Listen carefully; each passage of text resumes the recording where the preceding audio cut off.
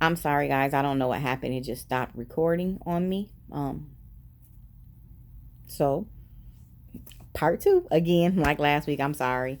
Um, Make sure that if you're the one that's passing away and you know that it's coming, that your family knows that you're not giving up on life but transitioning, that you're preparing, that you're grateful for every moment that you did have. Um, Try and resolve any issues you may have for those who are going to have time, a hard time leaving you. Um, Give them the best version of yourself that you possibly can. And this is just an earthly death. It's not forever. You live on eternally. Um, let's see. Let them know that you're comfortable in whatever decision God has for you, and that you accept it wholeheartedly, and that you know that you're going to a better place, and that you're happy about it, and that you're going to be seeing them one day. You don't want them to stop their life. Let them know that you will forever be in their heart, and that you not want them to love life in the mourning of you. Um, Live it passionately, live it grateful, have some good times for you. From personal experience, do not try and rush these experiences, uh, and think. Don't start thinking about, I may only have this much time left. I gotta do this, this, and this before that. Don't do that. Be genuine. Take it day to day. Some days you will have no energy at all. Some only 5 minutes. Some out of nowhere you will have a good 3 hours.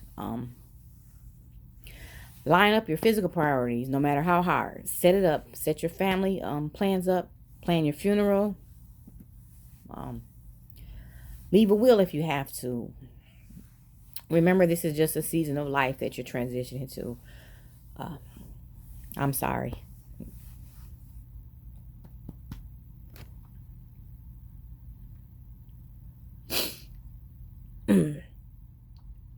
Don't burden them with your death. Uh, when you don't feel good, relax, rest. Don't take it out on them because it's not their fault. But just take some time, lay down, go to sleep. If you can't move, don't move. If all you can do is uh, say you love them or give them a nod or a smile, then that's all you do. But make sure you do everything in love and seek forgiveness for those things so that when you do pass, it's easier for those. Okay? And prepare your transition so that when they're crying over you, they don't have to worry about how they're going to bury you. If you don't have the money for that, seek an alternative method. That's not important because that's just your body. Your soul is going up high. The death of a child or an infant just hits differently. Ooh, goodness. All of this is going to hurt no matter what, but just do your best. You're going to feel robbed with your children, as if it should have been you, but for some reason it wasn't. I have lost children figuratively and literally, and let me tell you, it's a hurt like no other, boy. I stay praying and crying out of the blue at times. It's just random. And when those tears fall, I walk through it with God. Do you ever stop missing them? Do you ever become numb up to it? No. You never ever do. But you will come to a place of putting it in God's hands and everything will come into play. You will start accepting that He has them and that they are in the best place possible. And that God has covered you and it's your job to earn a place next to them. You will see them again if you lost your child figuratively due to an unforgiving disagreement, jail, a lifestyle, a sin. Accept your part in it, apologize if it's applicable, and pray that God works on their heart, fixes their life, and gets them on the right track. You're only in control of you and your mistakes. You cannot be held, they cannot be held against you because you have seen forgiveness and God heard you. Voice this to your child and rest, whether it's fixing their own choices or forgiving you. Let God handle that. Pray and get out the way. That's all I can say. As far as financial trouble, starting over, anything of this world, if you walk with God, you have the power to learn your lessons and create a different experience for yourself. I have picked up in a two-door vehicle, whole family, and went to the opposite side of the U.S. It was 8 of us. We had started over from scratch several times. Sometimes because we made mistakes, sometimes because life was happening to us. But through each time, I prayed and I stayed in the Word of God. I didn't always feel like it, but I knew in those times that I was getting in my own way and my own mind was playing tricks on me. I would tell myself, stop looking for right now answers and creating down the line problems. I wade through the mess and learn the lesson because if you don't, You're going to just keep on experiencing the same thing over and over in a different format. And yes, I sometimes didn't listen to myself, and God will still end up saving me. And I will find myself right back there. I have also been in some positions of being tested where it was nothing that had to do with me that caused it and nothing that I could fix. Nothing. So I just had to trust the process. God arrives just on time. So many instances in my life, I look back at the moments where I thought I needed out right now, like right now. I need you to fix this, or I can't. But it ended up another road to my surprise, and something I was waiting on or that didn't come when it did. Whew, I was thanking God that it didn't come back then and it came right now, because he knows and we don't. I was so glad he didn't give it to me when I wanted it. I also had times where I was so impatient and desperate that I tried to figure it out myself. That's a joke, for real, because all you do is create new problems to deal with. If I would have waited on God, the problem would have ended up in it would have ended instead of me evolving into a new mess. I'm telling you all this so that you will look into your life and your choices and see where you may be getting in the way. Where you where you may be making a situation harder for yourself, then just going through it. You're going to create more heels. You're going to make more trouble. Don't turn to a man. I'm not talking about a male man. I'm talking about a human being to solve your issues. Don't turn to yourself to solve your issues. At the heart of it all, believing in God will not protect you from life's experiences, but it will get you through them every step of the way.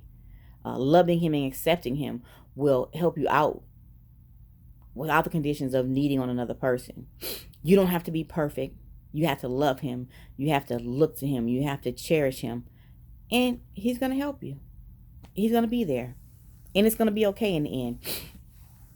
God says he will strengthen you. He is telling you that he will be your source, that he will be your shoulder to cry on, to lean on, the source of all peace. When you have peace, you have the strength to weather all storms. God strengthens us with peace within us, and it will overcome. It'll overcome everything. He'll do it all on our behalf in his perfect timing. And when we see it all done and finished, there's no room for error. That's because you trusted him, and his strength is what you need to rely on. All that he offers, and take advantage of it. He's our best possible friend in this world. He says that he will uphold you with the right hand of righteousness. By uphold, he means to support, elevate against any opponent. So whatever it is against you, he will support you in defeating it. Just think about the Almighty is your partner in all your trials. If he be for you, who could be against you? He says he will be upholding you with his right hand, which in the original text or culture means a place of honor, not which hand he's using. It means he's placing you in a place of honor. Hand doesn't represent your four fingers and your thumb. It's a symbol that represents strength, power, and protection. So he's going to hold you in a place of honor, giving you the strength, power, and protection that you need. You're going to use his strength in his honor. That's so deep. That's deep. It's the Most High. He is holding you in his love and obedience in a position of honor, protecting you with his strength and standing against the evils of the world with you. Righteousness takes a variety of meaning. It means you are having faith, that you are believing in him, that you are acting in accordance with his word and his wishes. It means you're a work in progress, not perfect. It means you're in transformation into Christ. It means you're learning to walk and lean on your God in all your troubles for his guidance. Righteousness is divine grace granted for seeking the truth in his word. I mentioned at the beginning that there's a difference between fear and being scared, and that God's warning doesn't mean to not have enough sense to be scared and flee from a situation or try and make it better. Being in fear cripples you. Being scared moves you to make better decisions. Rather than sit there and get burnt. Being scared makes you nervous. It makes you restless. It can place you in a fearful state where you would try and avoid becoming consumed by fear, which God tells us not to do. Being scared pulls all of your senses on alert so you can avoid being consumed by fear. It's a signal that danger, a bad situation is at hand. Do not feel bad when you're scared of a situation or when you are faced with a situation that makes you want to, it's going to put you on your feet. It's going to put you in motion. It's going to move you towards ethical and moral decisions.